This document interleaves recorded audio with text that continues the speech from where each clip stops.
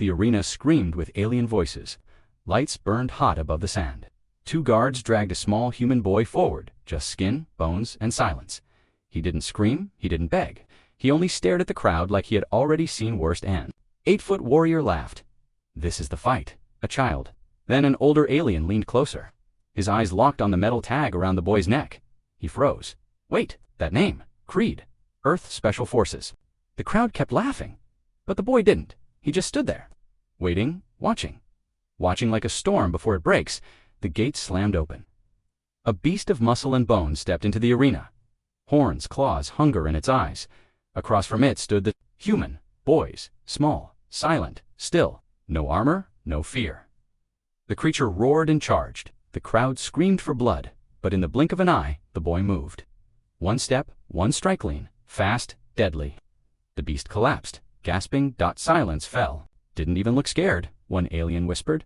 The boy turned and walked away. No words, no celebration. Only the dog tag around his neck swayed, catching the light of a forgotten name. Deep in the arena's high tower, an alien general watched the boy on the screen. His eyes narrowed. That dog tag, that name. Creed, another. Officer scoffed. Just a child wearing a dead soldier's tag? But the general didn't move. His voice dropped low. Creed wasn't just a soldier. He was the ghost of Terra, the one who turned wars into graves. Below, the boy stepped into another match. He moved like he'd done this before. Like killing was muscle memory. Is that his son? Someone whispered. The general's hands shook, or worse, his weapon. The crowd still didn't understand yet. In a dark control room above the arena, an alien scientist zoomed in on the boy's dog tag. Lines of strange code flickered beneath the surface-hidden tech, alive with signals. This isn't just metal, the scientist muttered. It's broadcasting ... something. Elsewhere, the slaver captain received a warning. Earth may be watching. Panic spread among the guards. Killed the boy before they come, but no one dared. He had already defeated 5 challengers. No fear, no hesitation.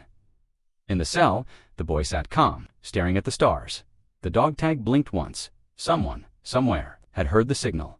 The sky above the arena turned dark. Not from clouds, but from a ship. Black, silent, no markings, just there, like a shadow that didn't belong.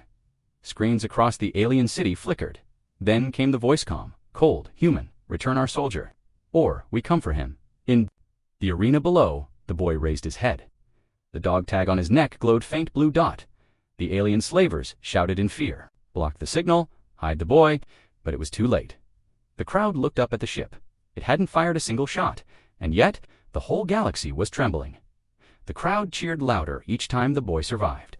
He was no longer just entertainment, was becoming a symbol. And that made the slavers nervous. So they changed the game. His food was poisoned, the floor of his cell trapped, his next fight rigged with hidden blades. But still, he survived, barely. One night, bleeding and weak, he collapsed. Near another prisoner, a scarred alien warrior. Instead of finishing him, the warrior shared his water. You're not just a boy, he said. You're bait for something bigger. The boy didn't reply, but his eyes said it all. He already knew. The battle was brutal. The boy's shirt tore as he rolled across the arena floor, dodging death once again. That's when the crowd saw it glowing faintly on his chest, just under the skin. A tattoo, not ink, not art. A mark burned by science. Project Nemesis. The arena went. Silent. Up in the control tower, alarms rang. Scientists scrambled. That's a restricted Earth military program. He's not just a boy, he's a prototype. The slavers stared at each other in fear. Below, the boy stood slowly, blood on his face, fire in his eyes. They hadn't captured a child, they'd awakened a weapon. No warning, no signal, just silence. Then, a ripple across the sky. A ship appeared above the arena, sleek, black, and cold as death. Every alien system shut down. Lights died. Engines failed. One word appeared on every screen. Return Jackson Creed. Panic erupted. Fighters ran. Slavers screamed. The boy looked up calmly, eyes locked on the ship. Inside the control room, a warlord shouted, "We'll use him as a shield." But the ship didn't move, didn't fire. It didn't have to, because the galaxy now understood Earth hadn't sent a rescue.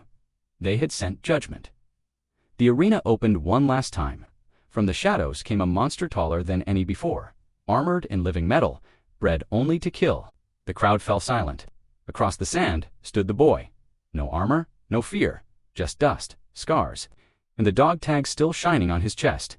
The beast roared and charged. The boy didn't run. He whispered, "Let's finish this." Then he moved faster, stronger than ever before. Every strike was perfect, every dodge impossible. The beast fell, crushed. The crowd stood in stunned silence. He hadn't just won the fight, he had become the arena's legend. Dust still hung in the air as the black ship landed.